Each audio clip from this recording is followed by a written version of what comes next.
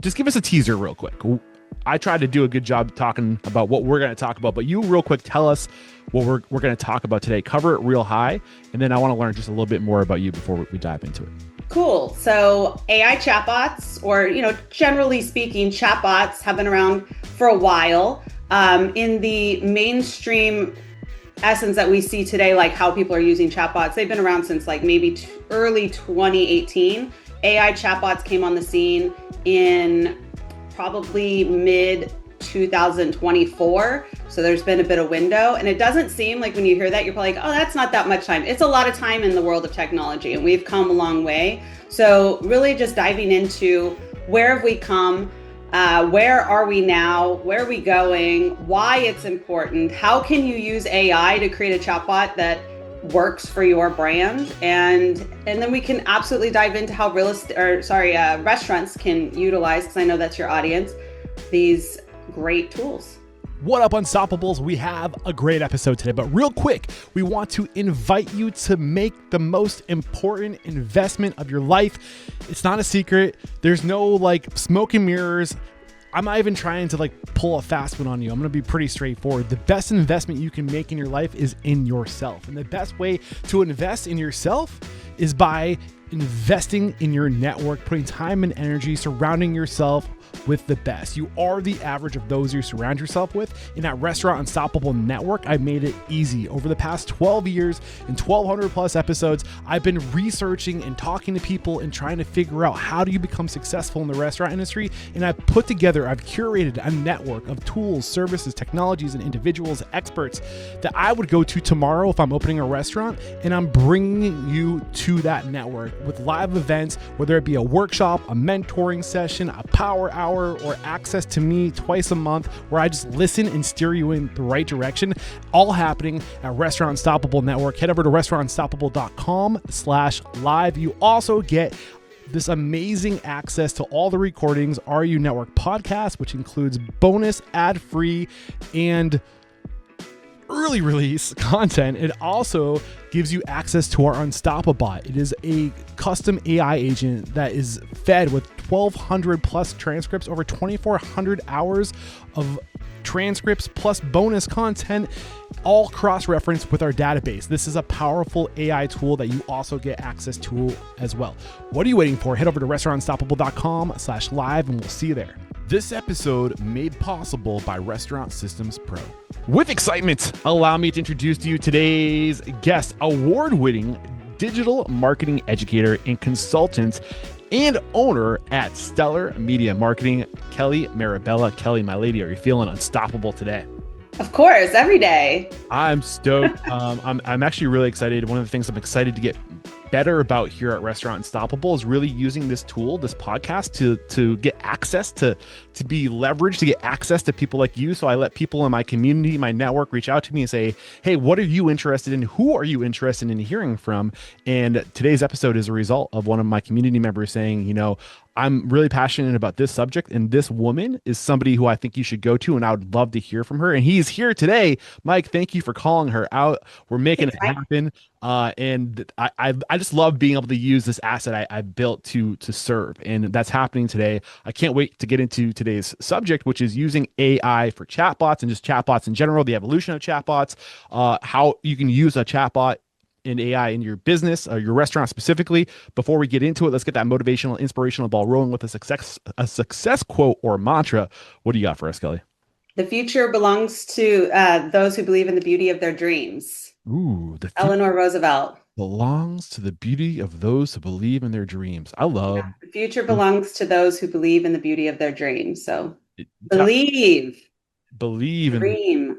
So dive into it. Why did you choose that today? Why is that resonant? I've always liked that quote. I've always been a self-starter, and I am definitely someone who has big dreams and aspirations since I could remember. And ever since I heard that quote, I'm like, man, that hits, because especially as like an entrepreneur or someone who kind of goes their own path, it's not easy all the time or ever. So you have to have something that you truly believe in and that drives you when things are hard.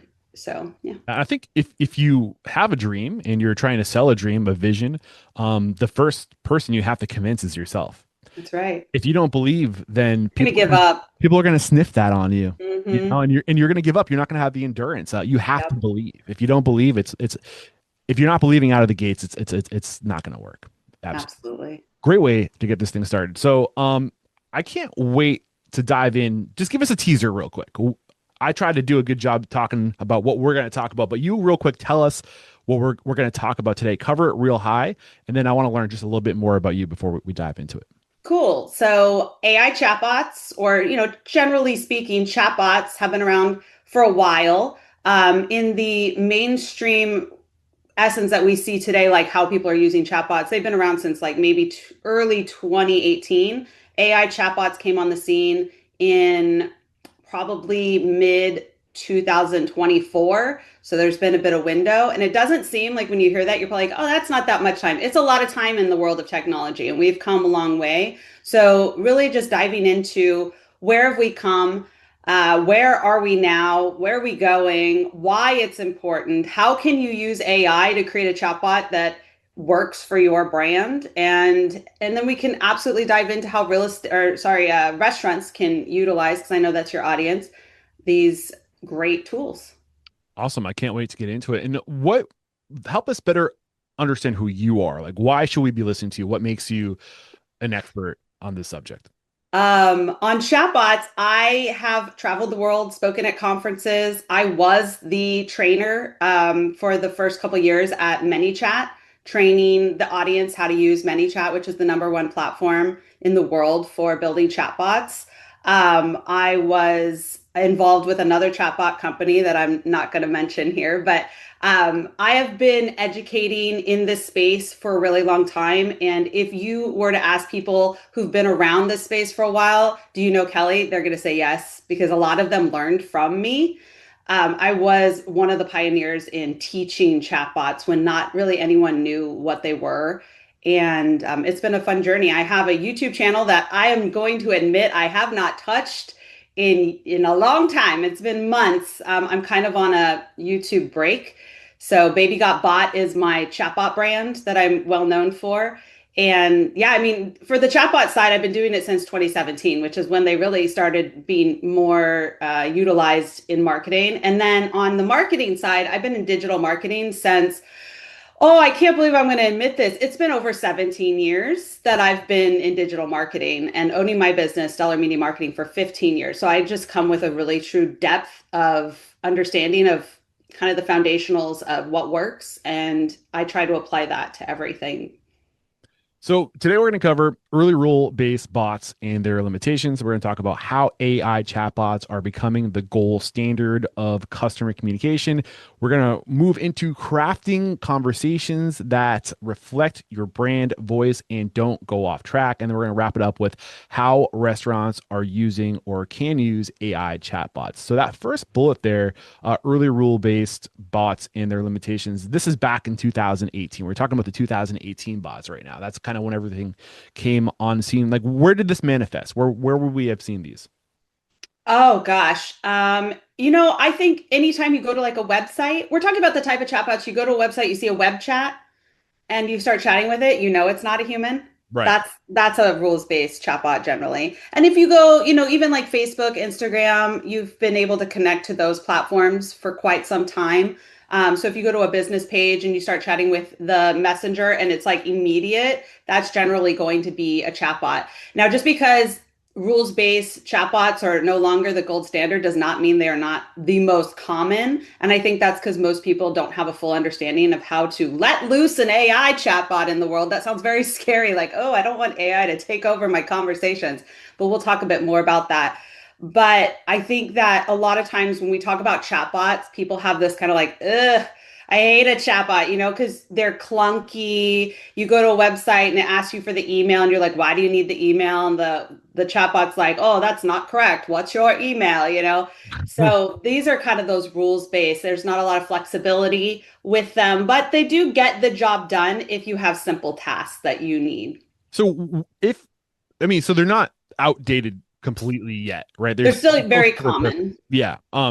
if you were to go to a custom like chat GPT or a custom GPT agent or something like that, it could also serve these purposes. Could it or could not? Yeah, Could absolutely. And replace. when we're talking about AI chatbots, I want to be really clear that today's discussion isn't like going to ChatGPT and chatting with it. That is a type of chatbot, but what we're talking about is what businesses can use and put on their websites and their social media to help manage conversation.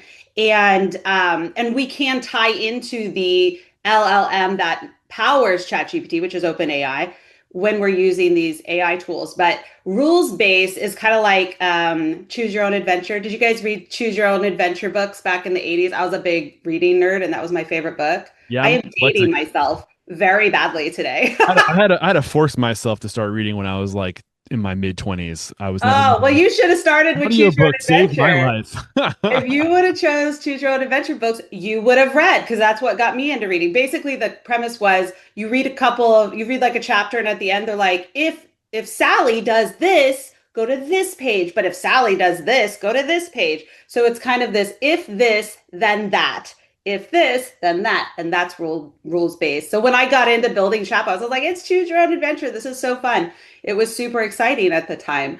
But there are definitely limitations, and that was noticed by many of us in the early stages of building back in those early days of building rules-based chatbots that we're like, oh, I wish it could do this, or there's this limitation, and it's very frustrating because we're trying to figure out how to do it with these tools, and it's just very clunky. So that's where AI kind of stepped in and made things so much easier, so much better. So I'm not afraid to admit my ignorance. You're dropping a lot of different terms on us. I want to make sure that we're getting like all like the terms and definitions out. So you talked about rule-based chatbots, which were like the earlier ones where you kind of give it a bunch of This and rules that. and like basically the edge of the river, the banks of a river, like stay in here, right? Like if A this, lot of control. yeah, Yeah. yeah. And then you're talking, you mentioned LLM, which are Oh, large. sorry. Yeah, I am using terms. LLMs are your AI. So an LLM would be OpenAI, which is the company behind ChatGPT, your Claudes, your Geminis, which is Gemini is Google's LLM. When I say LLM, I'm talking about like an AI that is very common today that people are That's, going and using to like, write content and stuff. yeah, what does that mean? LLM, what does that stand for? Oh man, you would ask me. All right. Putting you on the spot here. I know I Um, need to like search it really quick. Hold on, let's if that Google pops it. into your head, you can let me know. Yeah, you really put me on the spot because I just call it LLM. Like, it's like, hey Google, what does LLM stand for? Are we using Meta to have like or Large no, language model. No, I'm using Gemini, an this is LLM, very meta. large language model. Using AI to answer AI questions. Yeah, that was a perfect example of how to use an LLM, Gemini. It's a Large. large language model, and honestly, I should have known that, but obviously, I don't use I was the a commercial term pilot for a ever. while, and like there's so many acronyms, like you just forget what the acronyms actually Mhm. stand for. You I'm just so used to just saying LLM, but I forget that not everyone knows what that means. oh, I, it's I just totally hang fine. out with nerds all the time.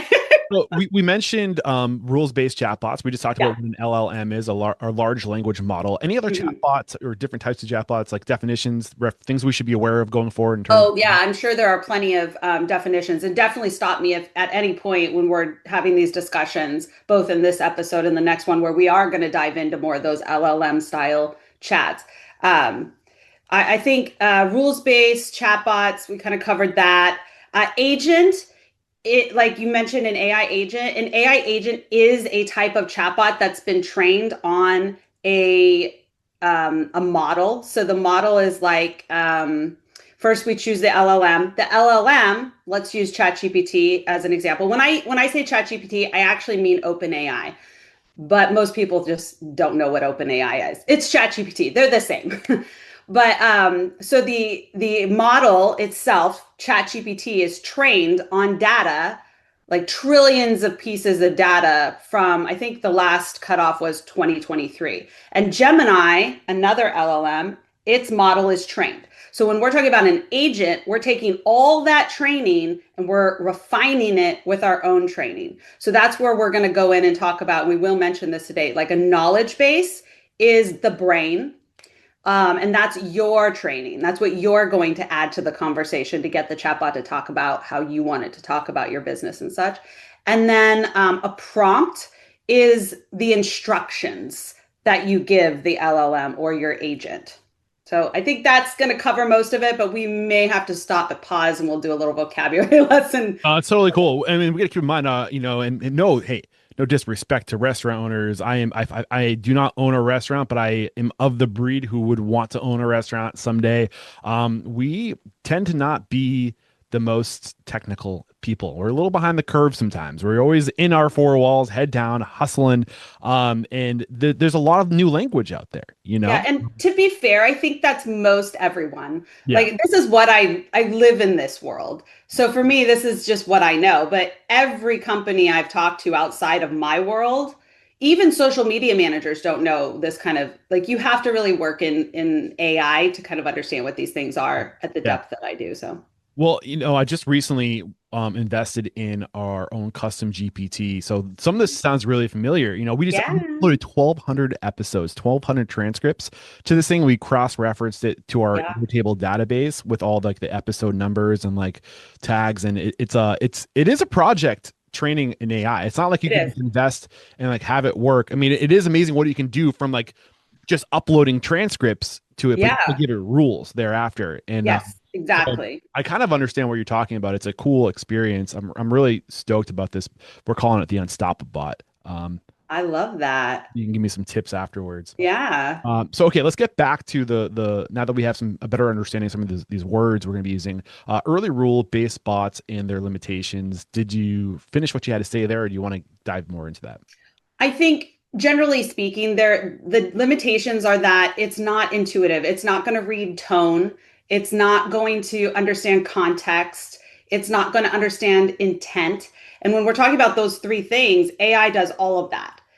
But the rules base is just as good as you build it. Like you have to, if you want it to say segment people into specific flows, and here's another one, a flow is the structure at which we connect the different activities. So if I want, okay, here I want you to stop and ask this question, and then the user pushes a button, and then they go further into the flow because of how they push that button, they go over here, et cetera, et cetera. So it's the framework. So the framework is it has to be quite robust in order to meet all the needs. So if you want your chatbot to, let's say, segment people from this person is, let's use a restaurant analogy. This person came into the chatbot and you asked, how can I help you today? And they hit the button that said restaurants. Well, then you would have to build out, okay, now I want you to go over, or sorry, not restaurants, menu. It would go then to the menu side. And then on the other side, maybe they said menu. Well, if they said menu, the rules-based chatbot's not going to know what to do with them because they don't understand what that even means. There's no intelligence there. So you would have to build that in. I would have to put keywords in the back end and say, if this happens, if someone says this keyword, let's say menu, I want to send them to this place. And so it's very like structural. Yeah, it's Well, very we if this have to then build. that Zapier early stages of like Yes. if this happens, Mm-hmm. triggers happen thereafter. Yes, it's that early stage automation. If anyone was ever nerding out on home automation back in the day with if this then that, I think that website's still around. It's like if my phone gets 50 feet from my house, turn the lights on, So Yep, yep. Or just like, hey, Alexa, turn on all kitchen lights. Did that just happen? Did you just wake up? it says the kitchen doesn't support that. Oh, but that would that be an example of like you're Yes. listening for a Yes. trigger or cue, and then that has a Yes. series of events thereafter? So, but But I'm but learning things. behind the scenes, that chatbot, and yes, she listening to me, is is not going to be able to do what you ask without the back end being properly set up. So whether it's rules based or AI, we the builder have to set it up so that when you ask, hey, turn on the kitchen lights, mine for instance said we don't support that. Well, that's because I haven't set it up. But if I had set it up, then that if this happens, if I ask you to turn on the lights, then this happens, you turn on the lights, it's because I, the builder or the consumer in the case of this particular chat, is So going to set that up. anything else under this bullet of early rule based bots and their limitations that we need to unpackage? This episode is made possible by Restaurant Systems Pro. And you know, at Restaurant Unstoppable, we are huge fans of Restaurant Systems Pro. So much that we are partnering with Restaurant Systems Pro, and they are going live every other week, twice a month. They are going live in Restaurant Unstoppable Network. Fred Langley, the CEO of Restaurant Systems Pro, we will have access to him, and he will go through your P&L. You do not have to be a Restaurant Systems Pro client to take advantage of this. He will literally tear apart your P&L, and he will help you find the gaps so you can increase your profit by 5% or more. He is literally saving people's restaurants in Restaurant Unstoppable Network. If you want to take advantage of not just Restaurant Systems Pro, their budgeting, their costing, their inventory, their labor management, their training, their general ledger, all tied to your POS, this amount of data is insanely ridiculous. Beyond that, he's making himself available to coach you. This is all happening at restaurantunstoppable.com/live. We'll see you there. Yeah, I think that one of the frustrations with rules-based that I don't think anyone really realizes until you get into AI is how inefficient they are. And frustrating for the end user. It is really hard to build a chatbot with rules-based that is more than just, hey, can I get your email? It's very difficult. Or click here to go here. Click, more like a digitized website or an over glorified website. But if you want your chatbot to be able to fix, for instance, the example I gave, if the chatbot says, hey, can I get your email? And the user says, well, why do you need my email? A rules-based bot can't do anything with that. So that it's going to keep saying, well, I need your email. I need your email. That's going to make the end user bounce out. They're like, this is stupid. I'm not even talking to a human. I hate this. Right. But the AI fixes that problem. So a lot of times I think those constraints are not realized until you come to the dark side. So in the dark side being AI chatbot. Yeah, for real. So when I say AI chatbots, we're talking about some type of integration between traditional chatbots overlaid with an open AI. Yes, and it's not always open AI. It's the LLM that you choose. Open AI being I don't know if it's the cheapest, but it's certainly the easiest to get the API. I'm going to say API. That's another acronym. I don't know what it stands for. But the API is basically the key to unlock that LLM's code. So if I get the API from OpenAI or Gemini or one of these LLMs and I put it into my chatbot, I have unlocked, the door is now open. All that good stuff is coming to my chatbot and I can use it. Application programming interface. He Googled it too. No one says it like that. But yes, that's what it means. It's like basically a key that you use to unlock access. Yeah, we talk about this a lot in the podcast, actually, because I feel like one of the things that I'm lobbying for and I'm trying to create more awareness of is a world of more open AI technology, because what ends up happening, I don't know if you read the book Power and Progress. I did not. Right there behind me. Hold on, this is killing me. I gotta think to get the author's name. This box right here, or this book right here. So I'm probably gonna say is Daron Akmaloglu.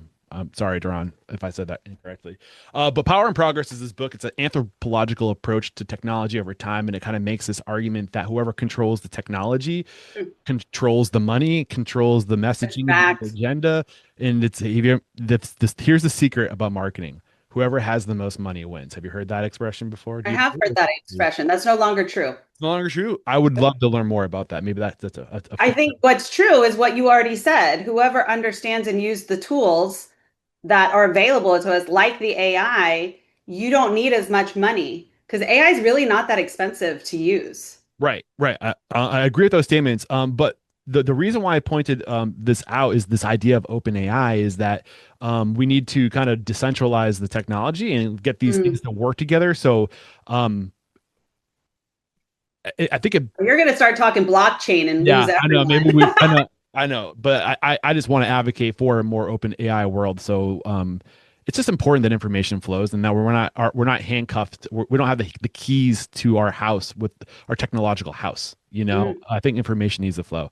Anyway, I digress. Back to AI. You're talking about the open APIs and all this stuff, information flowing, and I think we're about to get into how AI chatbots are becoming the gold standard of customer Yes. communication. Is that safe Yes. to say? Yeah, absolutely. So I'm going to give you an example. Back in 2020, I had just gotten back from Sydney, Australia. Fires. This was around the time big fires in Australia. I got back and I wanted to make a difference because I was at the time living in California and I understood what it was like to have to evacuate my family because of fire. And it really just hit me going to Sydney and like the air is just completely full of smoke. And I thought I need to do something, but it's just little old me. So I ended up having putting a call to action out. A whole bunch of friends donated their time to create courses, and I was going to get people to donate courses. But here's the catch. I wanted to raise like 10 grand, and little old me did not want to field every single sale. That's a lot. And we didn't have the money. We had no money to do this. It was all volunteer driven, no ads. So I ended up having to build this very robust, rules based, because that's all we had, chatbot that we would send people to. We didn't have a website, it was just the chatbot.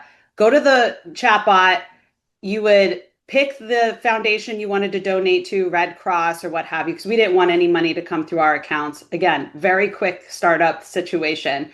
Chatbot handled all that. It filtered, it segmented, it sent people login information for their course access based on the level that they donated, all these things. This was such a pain in the butt to build as a rules based. So the whole time, like, man, I wish this was easier. I wish I could do this. I wish I could do this. Flip to 2024, and I am introduced to AI chatbots. I had taken about a year off from doing anything with chatbots. I was a little burnt out. And I came back, and AI chatbots were the thing. And I jumped in and was like, holy crap, like that chatbot that I built that took me days to build. Now, mind you, days for me is like that would have taken someone else maybe months to build. I didn't have months, I had to build it. That thing could have been built out in like 3 flows instead of 20. Wow. So another example I can give is I built a chatbot with one node. Now, a node, for those of you wondering about our words of the day, a node is just a block in that framework, that flow that I told you about. So the node could be a text block that says what it needs to say to the user, or that node could be an action block that sets a condition or tags that user. So a node is just a block within your flow, and it can do many things. So I have built out for my own chatbot a default message. And a default message is the message when someone comes and comments in my chatbot, default message just responds. And it used to be I would never use a default message. It's too hard in a rules base to be able to respond to every single answer. So with rules base, you had to put guardrails up like, no, you can only push these buttons and go to these places. So it was quite large, and I wouldn't even build default messages into my old chatbots.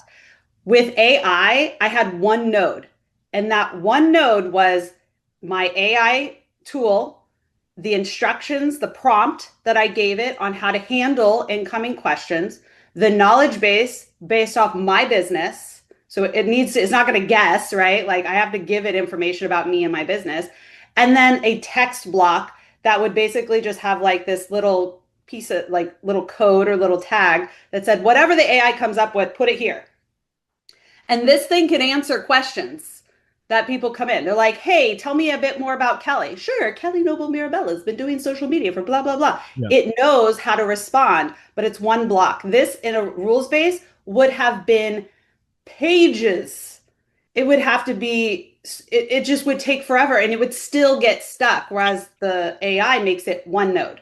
So you're adding information to this LLM, Mm-hmm. this large language model, and I mean it comes with the ability. It's all the compounded growth that LLMs have had over time. You get access to that, and then you build off of it. Yes. For a business owner, what type of? I mean, you're putting in prompts, Yeah. filling in the blanks. There's probably like templated prompts out there that you started with, and from there, are you adding data? Like, are you saying like here's like my marketing like You can. It definitely depends on, like, why are you using the chatbot? What's the purpose of your chatbot? The purpose of your chatbot for your business is going to be different than the purpose of my chatbot for my business. So if I'm a restaurant, I'm not a restaurant. It's very hard for me to even guess what y'all need, but I'm assuming that people come in and they're asking about menus, reservations, hours of operation, maybe the special, I don't know, whatever they're asking about, Yeah. right? So in my knowledge base, the brain of my where I train. If you ever hear anyone talking about like a custom GPT or training a chatbot, we're talking about knowledge bases and prompts essentially. But I call it the brain.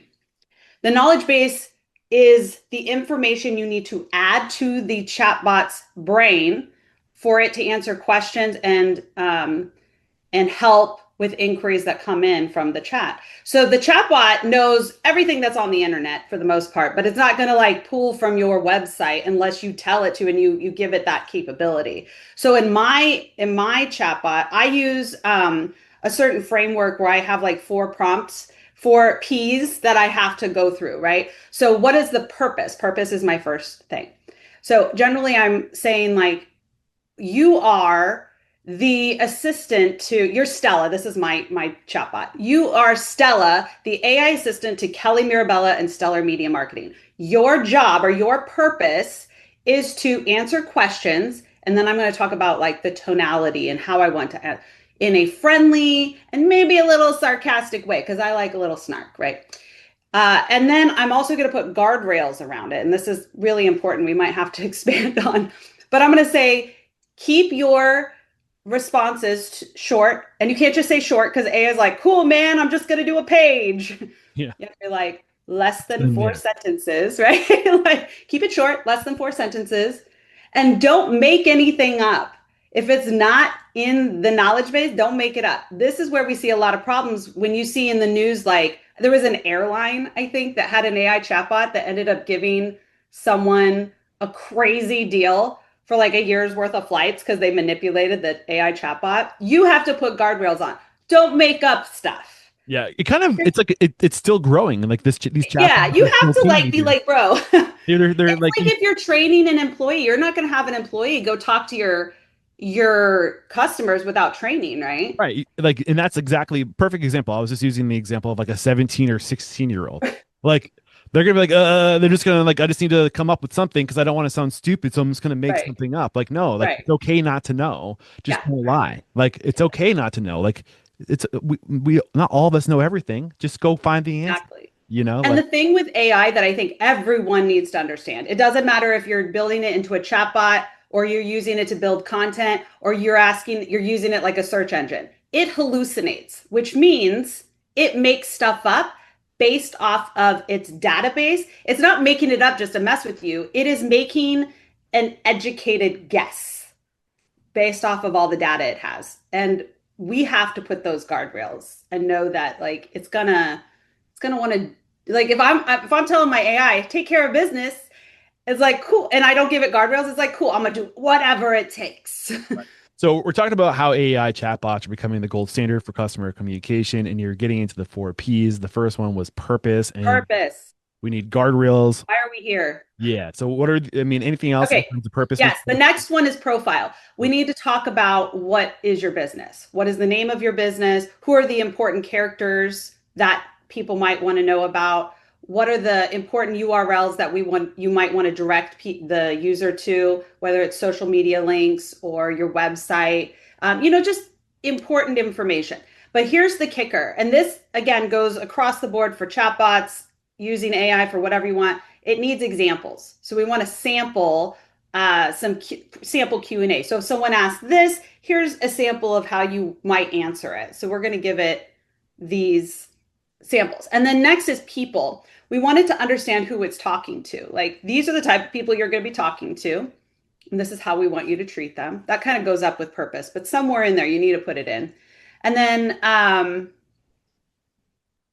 persistency goes back to what we talked about before, which is rules. Persistency is what you want it to do and not do. I'm giving it specific instructions. And before we move on, because those are the 4 Ps, one of the things that I would include in my prompt that also shines a light on why this is the gold standard. Is I'm going to tell it in my persistency, answer the question in the same language the user is speaking in, and it will do that because the I don't have to know every language. The AI, in this case, OpenAI's ChatGPT, is already trained on over 50 languages around the world. And I've tested this. This bad boy can speak pirate, Morse code, like Spanish, Japanese. We've tested on some languages I've never even heard about.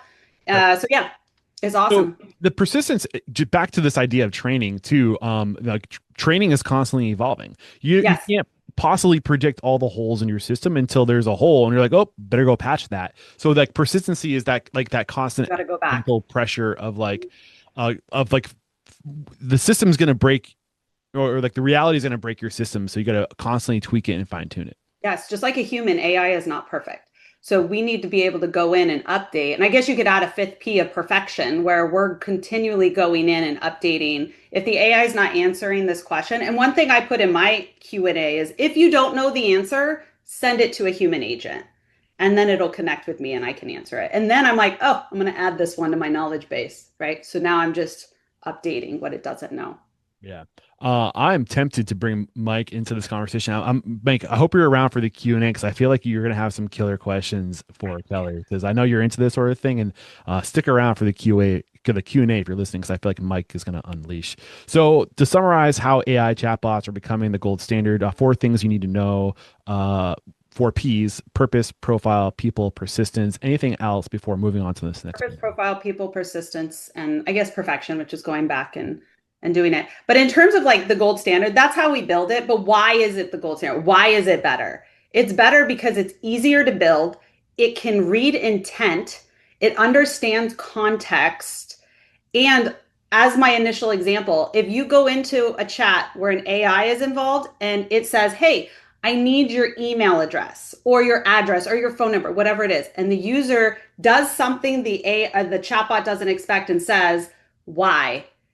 The AI, in difference to what I told you before with rules based, is going to say, oh, well, we don't share your information with anyone else. This is why we need it. We're going to send you this information you're asking for. Does that sound okay?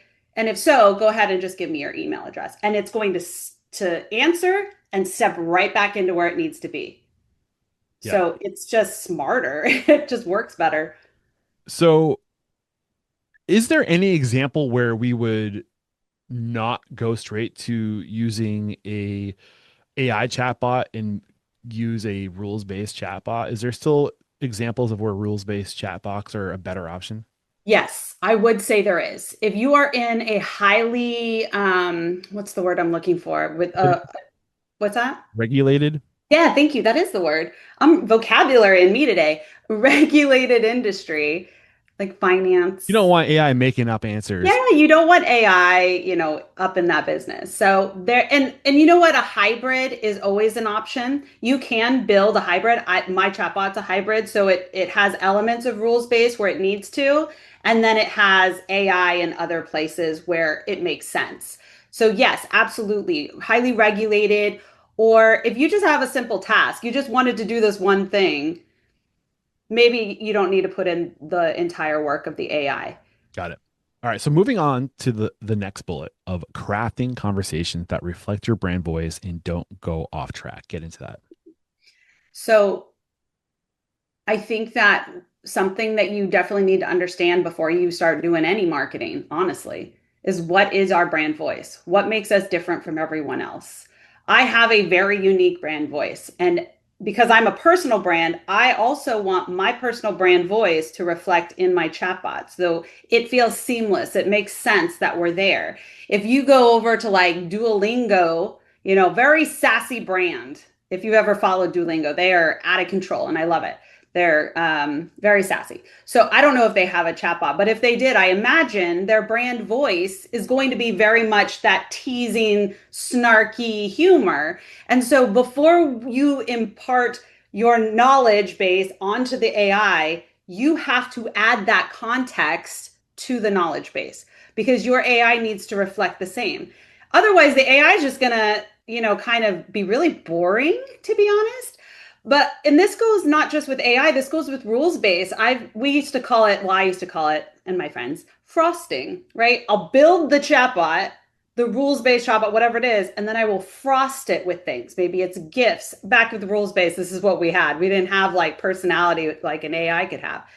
Gifts, our copy had to have that tone of voice that we wanted to use, emojis, that's how we would embark our branding. You should do the same with AI, and you should train your AI to have this sort of brand voice so that it's consistent with how you want to represent yourself. So like anything else in your brand, there has to be that brand consistency, that brand. What's that? Oh, what's now you can help me find the words. There's usually like a document that is like your brand in a document. There's usually a name for it. What is a name for that? Help me I out. know what you're talking about too. Oh, we're We're both all having a rough time with words are hard. your gold standard, your brand, like it has to be Yes. the text, the colors, the language, all the things. Yeah, When you're guide. having this It's a brand guide, guide. God, thank you very much. Yes. Yeah, you would look Like at three your brand cups of guide and coffee. say this is the tone of voice. But I would argue your chatbot should have more personality than just your regular brand because this is a conversational piece. Yeah. So we Tone, want inflection. to like maybe I'm a really serious brand or a semi-serious brand, but that doesn't mean that I can't have it have more of a personality. It doesn't mean I'm going to go full snark. I'm going to say, hey, be kind, be friendly, maybe have a casual tone or maybe have a more professional tone. We just want the AI to come across as like, you know, a comfortable conversation. So the last bullet we have on our list of things to talk about is how restaurants are using AI chatbots, and I'm actually gonna. I think I'm gonna bring Mike into that if you're cool with that, Mike. But before we Yeah. get into that, I'm curious what's next. Like if this is where we are with the LLM platforms and like text-based open conversation, like everything that you've kind of laid out with for us so far, like what's the next step in AI? Is it more like audible, We're like already there. yeah, like Honestly, we haven't even touched on where we are right now. where are we right now? Paint that Right picture. now, like in my industry, for people who know, It's moving so fast. Where we are now won't be the same. y'all aren't even using where we are now. Yeah. You won't even start using this for probably another year or two, to be What is honest, it? because the industries, not consumers, but the builders that aren't like me, who are like I'm always part of it. Nerds. Yeah. You're 2 years behind. You're still Yeah. using rules based, right? There's this thing called swarms. Think of bees, right? Lots of bees all have one singular goal, which is to help the queen. Think of the queen as the user. Think of your swarms as different agents. Each bee is an agent trained on a specific task. And the swarm can connect to each other as part of your social network or as part of your, sorry, chatbot. So if you have a more complex business and you have customer service is one agent, sales is another agent, warranty, that's another agent, So you're social training all media these agents manager, on like any organization, you have people that different are in lanes. employees. You have agents that are in lanes, basically. Yes. Yeah. So it's like different employees are trained on different things. This is a swarm where each agent, and we already use the term agent, like or AI agent, same exact concept, but you're putting it into the structure of a chatbot. So once you've trained all these agents, you have like a operator that works behind the scenes. The operator is AI, At the Queen. is the queen. And she's going, oh, this person, it's basically the default message, right? Someone asks a question, it hits the operator, the queen, and she goes, oh, you need to talk to this person. But she doesn't tell you that. You never even see the queen. She's like keeping her cards close. And she's like, this way. She's the person that's sending you to the right agent. And once you change topics with that agent, you're like, oh, well, now I have a warranty question.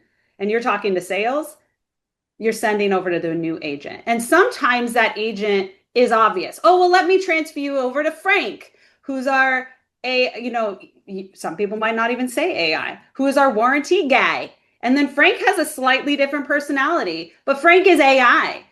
Or it's seamless and you feel like you're talking to the same person, but it's actually just trained differently. And that gives you more ability to fine tune the training Yeah. for just that type of question. So there's like the text based like you're chatting with somebody on a computer Mm, and you're reading and yeah. you're giving it prompts, you're asking We didn't even questions. talk about voice We didn't even talk about voice. I mean, I have a friend who built happening. a AI for me.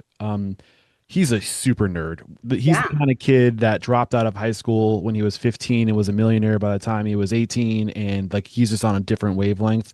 Hmm. Keep in touch with him. Told him what I was working on with AI. I was really, proud. I was using AI. I thought he'd be proud of me. Like, oh, you could do this. He's like, oh, like how about? And he just like whipped something together in Yeah. the kitchen like a chef. Like it was like no big deal. He's like, give me 80 transcripts, and then like he threw this thing at me, and it was like I'm tempted to. I was very proud of what I created. Now I'm like, oh, my shit's already shit. So anyway, he showed me this thing that like literally is just me. It's like my voice, and like you can Yep. like have a conversation with it. It's like Yep. conversational, like in real time. Hmm. And I was like, wow. I was like, and he only used 8 transcripts, and I guess he said the more it has, the more it sounds like you. Like we only built your voice and That's your true. tone and your personality, with like a couple transcripts. But if we did it with 1,200 of your episodes, you would not know the difference. It would be Absolutely true. you. So it's Yeah. just like, wow, like that's crazy. Anyway, like we didn't even get into any of that. Like in terms, because I'm Yeah. thinking of this because of You like could do calls, you could do voice, text, you don't even have SMS. to train it. You can train it with examples and like Do audio. anything. And with the tools that we have now that mimics human voice, and it's oh, man, when I started in 2024 and voice AI voices started coming out, we're like, still I wouldn't use it at that point because I was like, people are gonna know this is very robotic. And now, literally, there are video, not videos, but like sound clips of my own voice that I've trained it, and it sounds like me. I actually designed a chatbot a while back just because I could, because I like to experiment. That is a so I You're not a bot, right? No, I'm real. Like I mean, I how do didn't you book an know? interview with. We are so this okay, listen. This is the dark side. The future is dark. Well, I'm so happy you're going here because I wanted to go here. But This is are we scary ready?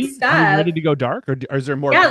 I mean, real quick, lots of positives, but I mean, dark, you know, scary, and I mean, you just think about like Instagram, right? Where like you see like what like oh, maybe it's like a a mess. year TikTok ago, too. 6 8 months ago, you start seeing like AI videos, and you're like, You this could is so tell. clearly badly Can't tell AI. anymore. And now it's just like I wonder if AI is going to be the demise of social It media will. sometimes. I'm Yeah. so I happy think it's the that demise of society. I'm gonna go real dark, y'all. I'm I so happy you're saying it. I feel the same way. If anything, AI, and I think that that's hope because I think we've gotten too. Sorry, finish your go dark. No, like you're spot on, and I think this is something we're really going to dive into the next episode we Yeah. talk because we're really going to get into the dark side of AI. But since we're here, it's weird being someone who teaches people how to use AI, but also is very like you guys. There is this woman I follow on Instagram does not come to mind, but I share her story. I share her stuff to my stories on Instagram a lot. And she just does videos where she's like, is this a real horse that I'm sitting on or not? And it's not. Every time it's not. But you're like, what? And I share this with my audience because it is not surprising to me.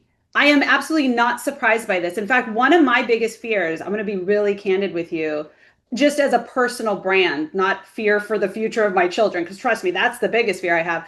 But just in my own little business world, is there is so much video of me out there. I've been doing videos and podcasts since like 2008 that someone could literally copy me. Now, there is a country in Europe, I want to say Denmark or something, they just made it so that people have their own copyright to themselves. There Wow. is a law that was created that gave people, and you're probably sitting there going, well, isn't that a given? It's not a given. We do not currently have a copyright to ourselves because Well, when did we need that? I know that like yeah, with like the deep fakes that became a thing with celebrities selling their likeness to like I guess like production companies where like you can use my voice like Yes, there's so much video of these people they had um to fight against that yeah, so now like they can sell their you can likeness. make whatever like Tom Hanks movies into like the infinite future, and somebody owns the intellectual like or like that likeness, it's Right. crazy. Imagine someone like me who people pay me to represent their brand, right? There's like a chatbot company, an AI tool. They pay me to do videos. They go and they mimic me and they don't need to pay me. Well, let me tell you, I will lawyer up. I'm telling all of you out there, I got a lawyer. I'm coming after you. Don't do it. But this is a fear that I think from a business point of view, a personal brand point of view, that's scary. But the other scary thing is there is not enough media literacy to handle how many people are being fooled today, let alone 6 months or a year from now. Well, I'll tell you my gut feeling, like how I feel when I go on social media. I try to avoid it. I'm a post and ghost kind of guy. I know Me that too. I'm like, no, I gotta get there's off. benefits of engaging people, and like you can engage and activate and that you can pull people in. I just don't like it. I know it's just there's a million and one different ways to play the game. That's one way to play the game. That's not the way I'm playing the game. Right. No disrespect for people who do like to build up their brands doing that. It's just not good for my mental health. No, Anyway, I feel that. when I'm there, and I start when I am on social media for like that 5 minutes that I go there to go do something and they get distracted for 5 minutes and then say, "What the fuck was I here for?" Oh yeah, let me get out, do my Yeah, an hour later, thing. you're still scrolling. You can see the videos of like clearly AI, but then you're just like, but what's going through my mind is like, this makes me not want to be here. Like, I don't want to be in a world where I Yes, don't know what if I'm looking at is real or not. I want the human. Well, it's just like there's already a bunch of mistrust and Mhm. it's just I feel like people want, to your point, humans. We know, like, and trust humans. Word of mouth is still to this day the number one form of Absolutely. marketing. Trusted Same form of marketing. for me. It's never going to go away. It's baked into our DNA. Yep. Um, and to me, like that's all I focus on is just like talking to people. Like you're here because of word of mouth, right? Hmm. And I want to know that what I'm listening to isn't a waste of time and it has integrity. Yes. And I think From there's someone who actually knows what they're talking about, not some AI that they just put and something. I am rooting for AI to destroy social media so bad because I just hate it. You know what, though? I think it might. It will definitely transform the way we do things. And if you look at the way that platforms like Meta, we are definitely going on a tangent. I apologize. If you're only This is here for conversational. chatbots, It's we're conversation. done with that conversation. We'll bring If it you past. look at the way Meta is moving right now, they just announced recently, I think it was for Instagram, where they're going to do, this was a couple months back, they were going to do AI influencers. They were going to put out AI influencers. And I'm just thinking to myself, the feed is just going to be fake people. And I get the inclination of why people want to put out fake stuff. I get it. It's easy. That's it. It's a path It's of least not just the resistance. easiness though, it's that we are in a culture of toxic social scroll. We are exhausted. As you said, you don't want to be there, but you kind of have to have some presence, right? I have a full blown social media addiction. So I have to do things to, like you said, go and post and I'm out. Or I use a tool like Agora Pulse. I schedule stuff out. I try to stay off social media as much as I can. It's hard because I do have an addiction. It's what I do for a living, for goodness sake. But I think that a lot of, especially, I mean, all generations, millennials grew up into this. So we're kind of like, we were the test puppies, test people. We grew up, social media came to fruition as we were growing up. And so I think that we know what it's like before, and we know that this is not good, and we're tired, and it's toxic. And with the landscape we live in, excuse me for saying it, the political landscape we're living in is very toxic, and social media makes that worse. So we're at this threshold, this not threshold, but like a point where we can make decisions, right? Do I want to go this way or this way? And I do think we are moving towards this fork in the road where right now people are like, the solution is AI. I'm just going to put some AI out. I don't have to be there. My AI self can be there. But what happens is everyone becomes AI or uses too much AI. We'll talk about this next time about content is produced by AI, and it becomes very artificial and the humans stop. And that is when social media will end as we know it today. Yeah, Because the people will stop. And if there's no people, it's just bots. And exactly. then the platforms would be like, oh, wait, this doesn't work. And they have to change, or new platforms have to come that brings people back. But it'll be a different way of looking at it. Yeah, it's just another example of us moving in a direction in the most connected world ever. We're more disconnected than ever. It's Absolutely. just going to make us more disconnected. I think Right. And I there has to be remember, a breaking point. right. And I remember when social media came, like we had like MySpace, right? That was like, I don't know how old you are. I'm very old, you guys. I'm 39, so MySpace came out when I was a sophomore in college, Okay. So I was already out of maybe a freshman in college. college. No, we had MySpace in college. I was like a freshman. Yeah. And MySpace really brought us together. I remember being on Twitter. We're talking old school Twitter. And y'all wouldn't believe me. If we have young listeners, they'll be like, no way. Twitter was used as a connecting tool, and we would have what was called tweet ups. And people, like, we're talking 50, 100 people would show up at a large venue and meet people they met on Hey, Twitter. we're bringing it back to marketing in restaurants. Sweet. Yeah, like yes, and that's exactly what we do, you know. And speaking of restaurants, one time I got to actually have a bit of a Twitter conversation with one of my favorite chefs that I was following at the time. And let me tell you, like that was magic. That was social media as we wish it was today. It's no longer like that. It's like you said, more divisive. Whereas when it started, it was this idea of like we're coming together. Now I don't know where it ended and we went down another path. I think Wrong what ended path. up happening is everyone was being told they need to be on social media. Yes, So everyone's there because they have to, have to not be because they there. want to. So it's like this, just like self-feeding. You have to Like, do more. You have to do more. You have to do more. And even the CEO guy of Instagram comes on a couple months ago, does a video. He goes, "If you want to be successful on Instagram, you have to post every day." Me, being a digital marketer of 17 years, gets on a video and goes, "Ignore him. yeah.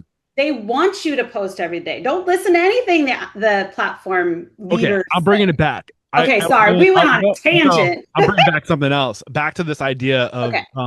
power and progress, and the whole idea of whoever has the most money wins. And you're like, no, Mhm. but it's getting easier, and it's not true.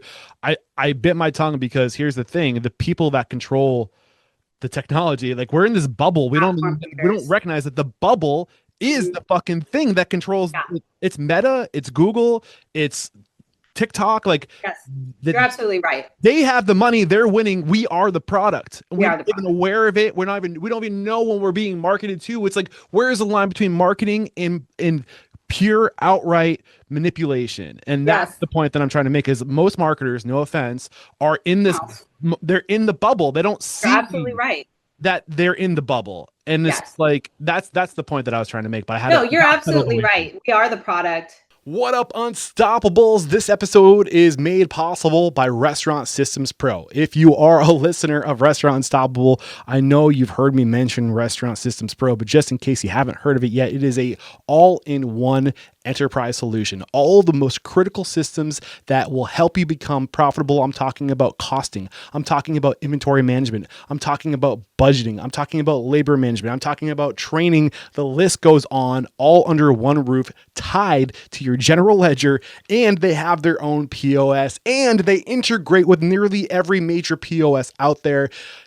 Restaurant Systems Pro is an amazing tool, and this is the thing that gets me really excited. When you join Restaurant Unstoppable Network, you get access to the CEO of Restaurant Systems Pro, Fred Langley, twice a week for a P&L Power Hour. He literally will let you open up your P&L, share it on the screen, and he will help you close the gaps and increase your profitability. You do not have to be a Restaurant Systems Pro user to benefit from these live events. He doesn't care. We're just here to help you. Head over to restaurantunstoppable.com/RSP to get the full playlist of every Restaurant Systems Pro episode, a link to all the testimonials. And if we haven't sold you on Restaurant Systems Pro by then, I don't know what else to do. But if you really want to up your Restaurant Systems Pro experience, be sure to join Restaurant Unstoppable Network too.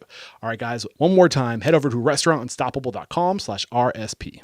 And you're absolutely right about most marketers because I've had to deal with it my whole life telling people like you have to have the human touch. And especially someone who like circling back to chatbots, right? I'm building chatbots. It literally takes human touch away. And so people are like, "Oh, we can fire our customer." No. No, you need to build these things to have the ability to connect the humans or give your humans more freedom to do things that help your customer base. Yeah. It's not about replacing a human with AI or replacing a human with a tool. These are just tools. Your humans, your employees, your customer service, your social media managers, whoever has front row seats to talking to your customers, this allows them more time to do exceptional things as a human that really makes the difference. Right. And as much as I get very excited talking about the world of marketing and the things that anger me about it. I'm not Well, naive. we should just have an angry I podcast. I know that like we still need to market, and that is We not the do. message. And I'm not saying that. I just want to create awareness so that like we can be conscious about how we go into the future. And I do think AI is going to be one of these things that you can't ignore. You have to learn. You You have to have to be embrace a it. part of it. So let's roll into the last bullet here, how restaurants are using or can use AI chatbots. And I know that the restaurant vertical is not your area of expertise necessarily, Kelly, but I know that Mike, who has joined us today, who actually asked me to dive into this topic, is very interested in this subject. And maybe, Mike, do you want to unmute your mic and maybe kind of talk about how restaurants are using or what questions you might have for Kelly on this last bullet? Well, sure, I can uh, go into, I guess, what I'm using it for in my restaurant, and maybe So when you Kelly say is much more knowledgeable than I am on this stuff. So so when you say AI, Tell you're me talking what about you're AI doing. bots, the LLMs, right? Not rule based. I use a combination. Okay. There are certain things that I've found I want it to be structured. Um, for I have a rewards or an MVP club, and I use a lot of rule-based functions on there. I'm trying to kind of streamline that and play around with some more automated AI aspects of that. But so far, the best results, have been funneling it through a bunch of conditions and rule-based flows for that. Um, So but as far as customer service-based chatbots, I feel the AI has been awesome to use. I'm curious, Kelly. Maybe you can offer. This is some real time coaching that's going to happen right here. I'm kind of putting you on the spot, and I'm Okay, I curious. love it. Where do you think the opportunity is? Like, kind of engage Mike and kind of get an idea Okay. where the opportunity is. And I don't know. Let's I freestyle here. Yeah, absolutely. I don't think this is going to surprise you, Mike, but it's my understanding that y'all need butts and seats, right? Right. The best way to get butts and seats is to get people back in the restaurant or get them in the restaurant in the first place. How do we do that? Well, you can do that a couple different ways. We could do that with getting them from outside the restaurant in through social media, through email marketing. I have been told by many restaurants that your email list is paramount to the success of getting people back in. And then through advertising, and I would highly suggest having, if you are a restaurant, looking into geo targeting. Not my specialty, but I have worked with someone who that's their specialty. And then once they're in the restaurant, we can also use our chatbots in the restaurant. So I'm going to give an example that I've used many times, but it's a true story. I was at kind of like, I don't remember the name of it, but it's kind of like a Shoney's or a Denny's, like one of those restaurants that are really known for pie. And I went in with my daughters, and there was a little table tent, and it said, "Get free pie, scan this QR code and join our email list," which is a great thing to do, right? And so my daughter, I'm like, I really don't want to do it. My daughter's like, "Free pie, free pie." I'm like, okay, I'll do it. So I scan it, and it takes me to a website, and I have to go and find the form, and then I have to fill in the form, and then it takes me to another place, and it's just like such a pain in the butt. And I'm really like friction, friction, friction. I don't like friction, and I don't think anyone should if you're trying to get people to take action. So imagine instead I have a QR code, or better yet, an NFC, which is real nerdy, near field communication, for those who don't know. Same Tap technology it your phones use for pay, right? for pay. Same technology, but I can have an NFC sticker, and I can say, "Tap here with your phone, join our email list. We're going to do it." So I tap it, it opens up a chat bot, and the chat bot is just having either a normal conversation, or maybe it opens up into Facebook Messenger. And then Facebook is already giving my email because it has it. It's like, "Are you cool with this? And is this your email address?" Click yes, confirm. Bam.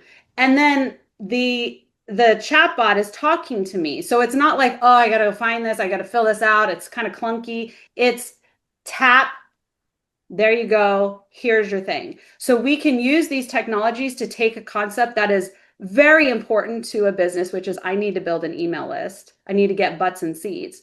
But on top of that, we can ask in the chat, hey, do you want to get an additional thing if you sign up for our SMS MVP club?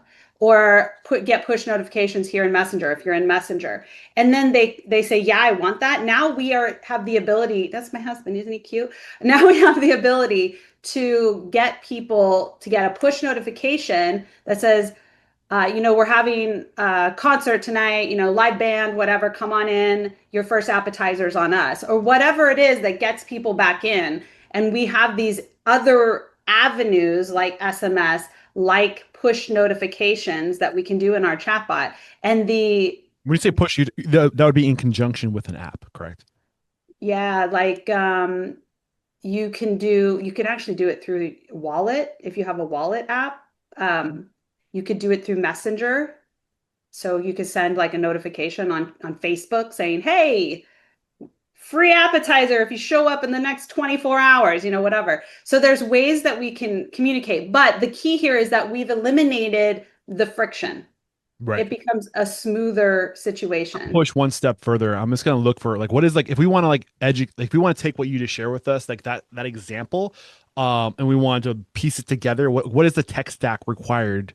Can you give us the list going through the order of like the things you would actually need? Right. Yeah. Okay. So you're going to need the building platform, and which building platform depends on what you need.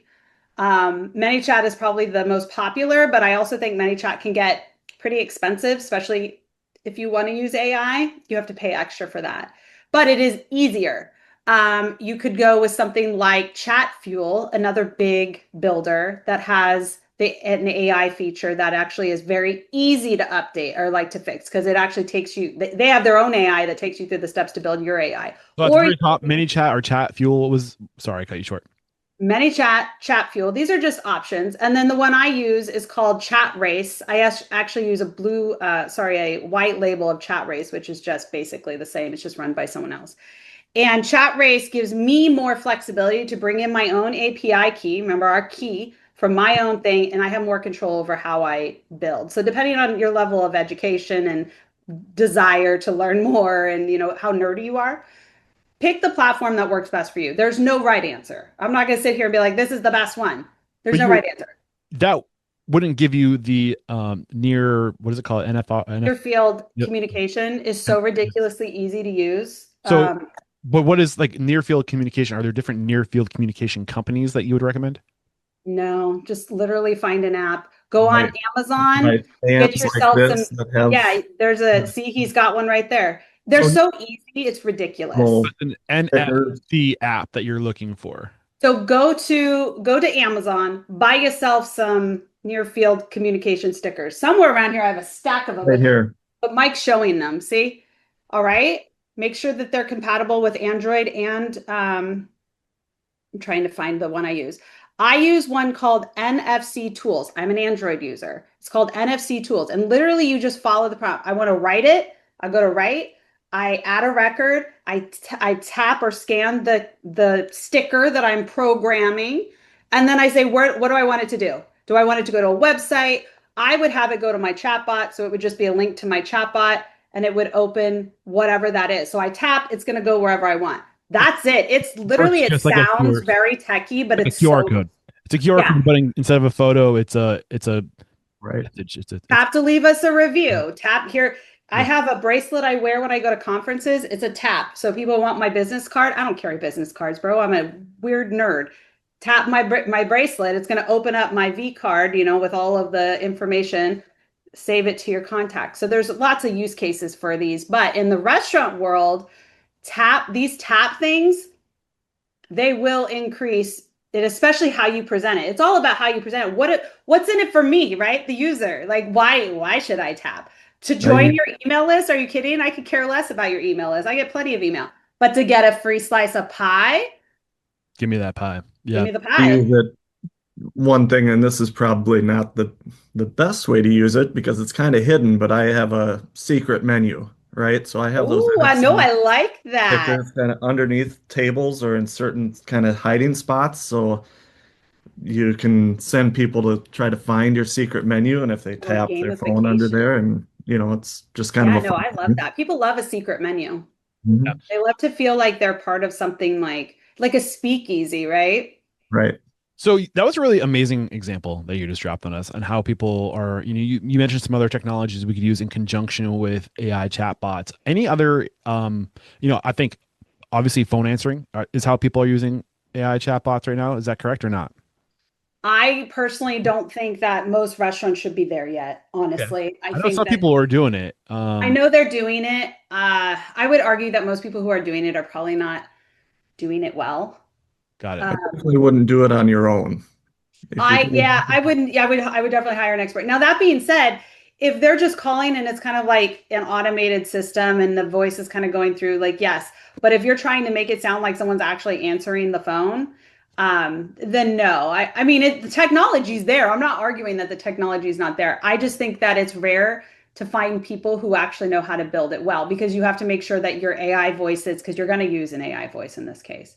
You need to pick an AI voice that doesn't sound super robotic because that will turn people off. People don't like talking to AI Right. or to bots, right? They want to talk to a human. So But again, that also goes back to AI.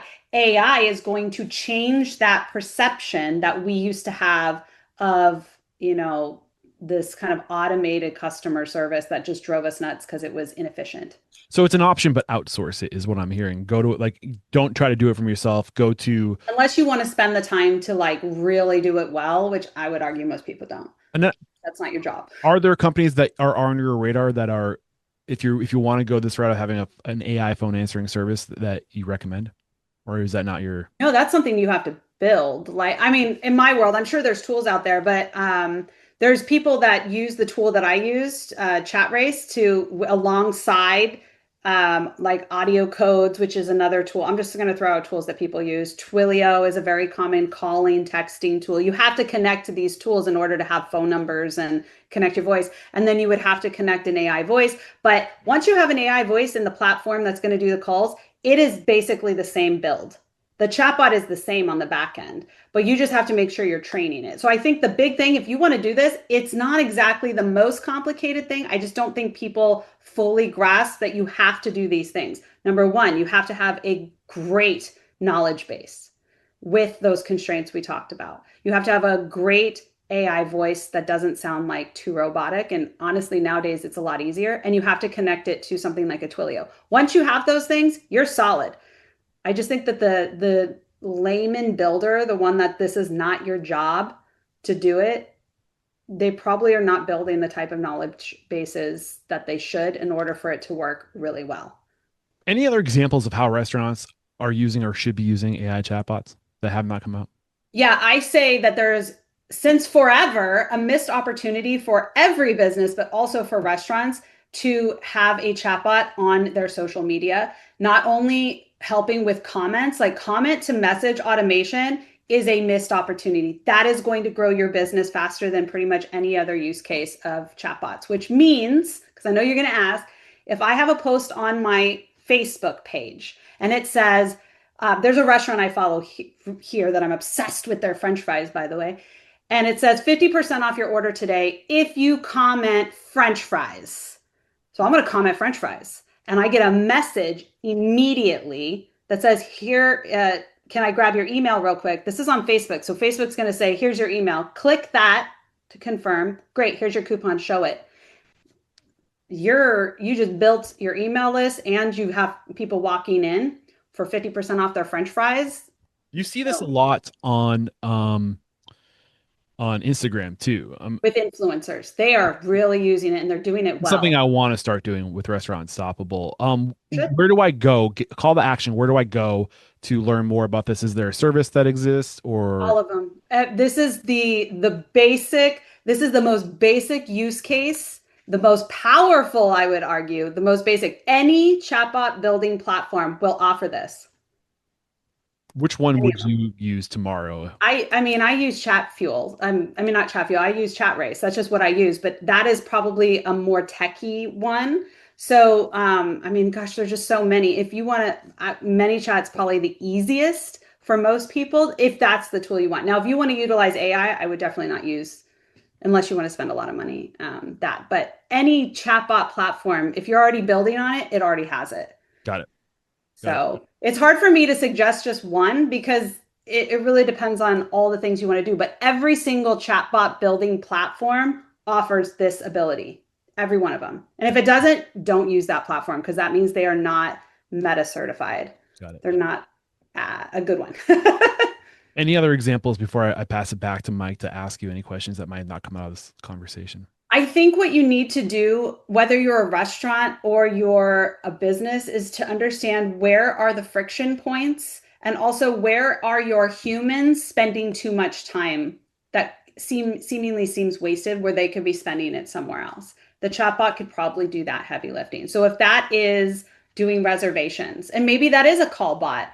Hey, do you want to set a reservation? Go through our, click press one to do a reservation, plus press two to talk to our hostess. So I have the choice to talk to a human. But if our hostess is sitting there trying to help people with reservations during peak hours when there's a rush and everyone's in the weeds, then that's, by the way, weeds. I mean, every restaurant person knows what that means. But for those of you who don't, it means you're very busy. You're a good company.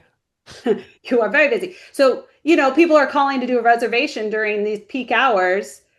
The chatbot can take that stress off so the hostess can focus on the people that are standing in front of them. Yeah. Mike, what do you got, man? Any questions? Anything you wish came out of today's conversation that you didn't hear? Things you're curious about? I think you did a great job of covering. I'm looking at the questions I kind of had set here, and almost all of them I think have been answered. What are those questions? I'm just curious. Like, what's one chatbot feature you wish more restaurants took advantage of? She just answered that. Automation all the way. Yeah. For owners just getting started with automation, what's one common mistake they should avoid? Um, I feel like we kind of went through that a little bit. Want Where do you see AI and chatbots headed in the next 2 years? We obviously, I think you went over that earlier on in the conversation. How it's so far ahead of us already It that is. yeah, crazy. and I'm definitely dealing with that because I'm a restaurateur first and foremost. But a couple years ago, did start managing my own chatbots on ManyChat. That's where I came across you, Kelly. And then I've since gone on to another platform that you are familiar with, but won't be mentioned at the moment. It's a Um, that's a white label too. So yeah, it's gotcha. fine. It's just a white label for chat race essentially. They just Understood. have bells and whistles that make it slightly better. Yeah. Sure. Well, I'm happy that you felt satisfied. Happy to serve, Mike. And we will be back 1 week from today, same time, same day, Tuesday next week, 11 a.m. You're welcome to join us as well, Mike. And I would love some calls to action. If people are their interest is piqued, Mhm. where do we go next? Where do we go to start taking like the step by step education, the details that we're going to need to understand to move forward with this type of tool and resource? Yeah. So this one's hard because usually I would say go to my YouTube channel, Baby Got Bot. Unfortunately, I haven't posted any videos and I don't plan on posting videos until my book is done. I am writing an AI chatbot for dummies book, which should originally it wasn't going to be released till January, but we are far ahead of schedule. So we're hoping for a fall to Christmas time release. So I would say that if you want to get on my interest list, I will not only be sending out emails that kind of have bonus material leading up to the launch of the book, but then when the book comes out, you'll be the first to know. So if that's of interest, I'll give you a link if you'd like, Eric, to share that. You can also visit me at stellarmediamarketing.com. I'll most likely have a pop-up there soon to help register for that. I have a lot of resources. So reach out to me if there is something specific you want to learn about, just because I actually removed all my videos from my YouTube channel while I'm on hiatus, but I have so many guidebooks and so many resources. So if there's something specific you want to learn about from SMS, Just chatbots, three guidebooks that every restaurant owner should have. oh God, no, I have like 100 guidebooks and you just tried to make me bring it down. I have one that talks about how to build a lead generation. I think is really the most important one. Honestly, if there's nothing else you learned today as a restaurant, as a business, The lead generation guidebook I have literally walks you through the comment to message automation. And I've done it on ManyChat. I've done it on the affiliate with Chat Race. I've done it on several different tools, and it acts the same. It has this element, you do this, it does this. And it's probably the best guidebook to get you going with the most powerful tool, which is funny because it's like literally the easiest to build and it's so simple. You don't even need AI, although AI makes it better. I'm not going to lie, it makes it better. Yeah. Awesome. And did you drop your social handle? You mentioned the YouTube channel. I am everywhere at Stellar 24/7. That's STELLAR 247. We got the website, we got the YouTube channel, we got the social handles. One thing that's a tradition here, I really try not to steer the ship of Restaurant Unstoppable. I want to listen. Again, word of mouth is my North Star. You know this world better than I do. You mentioned something earlier today that piqued my interest. You mentioned that there's somebody, where was it? I think you said there's somebody, GEO targeting. Geo targeting. Geo, yeah, I don't geo know why I spelled that out. targeting. Um, Geo targeting. You said you know somebody that you could refer. I mean, yeah, who do you respect and who do you admire? Who do you think is doing good work that could I be a did big some work with this particular person. I'll have to send you his name. Yeah, so Stuart Slocum with Feast. Listen, FAST feast? it's yeah, Feast, FEAST, like you're feasting. He specializes in restaurant marketing. And I went on a project with him with a restaurant group here in the Dallas Fort Worth area. And he brought me in to do like the chatbots and some social content. But he does geo targeting, and let me tell you, he was blowing my mind with the type of results he was getting. It was really amazing. Geo targeting, for those who don't know, is if someone is within a specific area of your business, you'll be able to show ads. Or if that person is on your push notification list, it can push when they're within that realm. So you're like, oh, so you're in the neighborhood. Come on by, So it's like very targeted marketing, but it drives some really crazy cool results. I'm interested in that topic. I've had people who want to sponsor my podcast ask if they can put, now you can put geo target, or you can tie, what's the word I'm looking for? What's the thing that they put in the back end that lets you follow? There's like a word for it that's escaping my mind. But anyway, like, so they would put a tracking I can't remember the specific tool name, but like a UTM or something where you track where things are coming right. from. So if somebody were to listen to Restaurant Unstoppable podcast, they would be able to know, they would know who's listened to the episode that they put ads on, and then they'd be able to read it to that. Oh, yeah. I know what you're talking about. Anyway, I said no. A pixel. Pixel. That's the word I was looking for. Pixel. I said no because I was like, I don't think that that's ethical. That like my listeners aren't signing up to listen to an ad to basically I'm selling their data, their behavior, without them being aware of it. Like, is that ethical? I don't know. I think that it depends. When you go to a website, there is, I think, an expectation knowing that, oh, thanks, Mike. Thanks for joining us, Mike. Mike's out of here. When you go to a website, I think there is a knowing that there's analytics, there's all these, what they call cookies. You might have seen a lot of websites now have, especially like in the UK and stuff, but most websites now have like do you accept the cookies? I always say no. Yeah, you and my husband. I'm like, I don't care. I'm a marketer. Have my data. But it's not that they're getting like your personal. Listen, I'm going to give you some really hard truth. Really hard truth. They already know who you are. You are like we said, you are the product. So it's more of like this entity, this data piece, we are data, was at this website, your website. And because of that, that is a signal that shows that they were interested. So now we're going to show an ad. Yeah, there's things you can do, right? You can get a VPN, like ExpressVPN, and if you don't want to be tracked, there are definitely ways. But here's the thing, that comes at a cost. And is that fair that now they're creating like almost like a hierarchy or like a class of individual on the internet where the people who can afford to protect their privacy, I think you're going to get a split knowledge on this, or a split.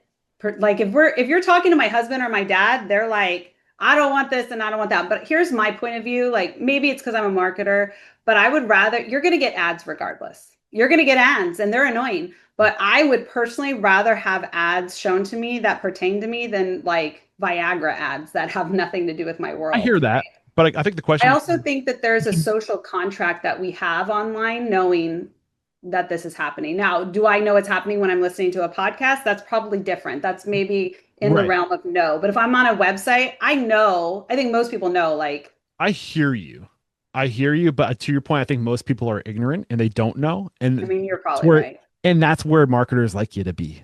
They don't Yeah. want to know when you're being sold to. And when you have no clue that they're gotten so good at persuasion and subtleties, I think Hmm.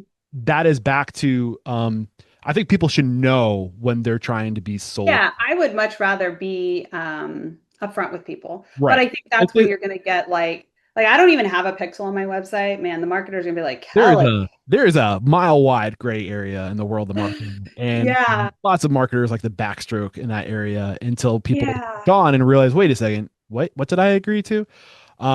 But I think it really depends on where you're putting them and how you're using them. And do you have the ability, like a pop-up that comes up on your website that says, do you accept the cookies? The cookies sound good and all, but let me tell you what the cookies are is if just they even name it a tracking cookie, data. like, oh yeah, give me some fucking cookies. Yeah, like I just That's accept because I marketing. know what that data is and I don't care because I have already signed the social contract. I am a marketer. But I do understand the point of view of like it feels invasive if that's not what you agreed to. And that's where if you see, I'm educating the audience here, if you see that button that comes up, accept cookies, that is you are signing over your data. Yeah, yeah. But if you say no, then they can't track you.